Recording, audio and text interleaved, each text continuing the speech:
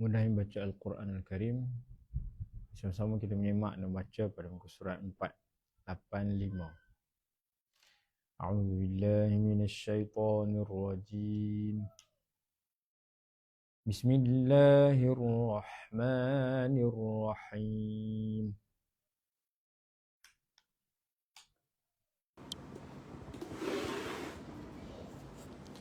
والذين يحاجون في الله من بعد ما استجيب له حجتهم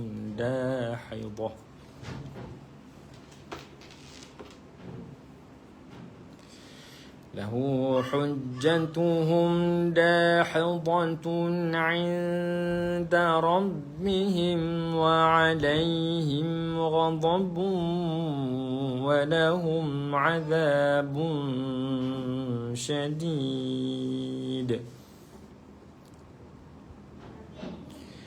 الله الذي أنزل الكتاب بالحق والميزان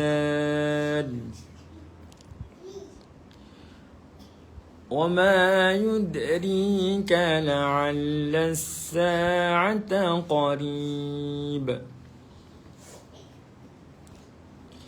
يستعجل بها الذين لا يؤمنون بها والذين آمنوا مشفقون منها ويعلمون أنها الحق. ألا إن الذين يمارون في الساعة لفي ضلال بعيد. الله لطيف بعباده يرزق من يشاء وهو القوي العزيز. من كان يريد حرث الآخرة نزد له في حرثه ومن كان يريد حرث الدنيا نؤته منها وما له في الآخرة من نصيب. أم لهم شركاء شرعوا لهم من الدين ما لم يأذن به الله ولولا كلمة الفصل لقضي بينهم وإن الظالمين لهم عذاب أليم. ترى الظالمين مشفقين مما كسبوا وهو واقع بهم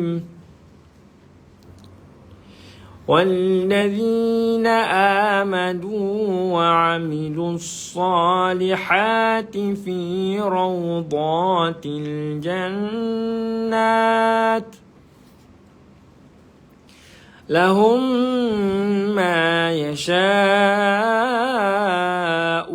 عند ربهم ذلك هو الفضل الكبير. صدق الله العظيم. Alhamdulillah, selesai bacaan kita pada muka surat 485. Mungkin bila kita ambil satu perkongsian tajwid, itulah tanda panjang ini bertemu dengan sabdu yang ia dibaca dengan 6 harakat kerana dia adalah mad asli bertemu dengan sukun. Mana sukunnya? Sukun pada jim sini. Kerana huruf sabdu semua adalah sebenarnya 2 huruf. Huruf pertama mati, huruf kedua berbaris. Macam ni huruf jim bersabdu. Hakikat sebenarnya dia adalah penulisan yang telah diringkaskan menggunakan simbol sabdu. Asalnya adalah jim mati yang pertama, jim yang berbaris itu jim yang kedua. Jadi ini 6 harakat baru masuk jim.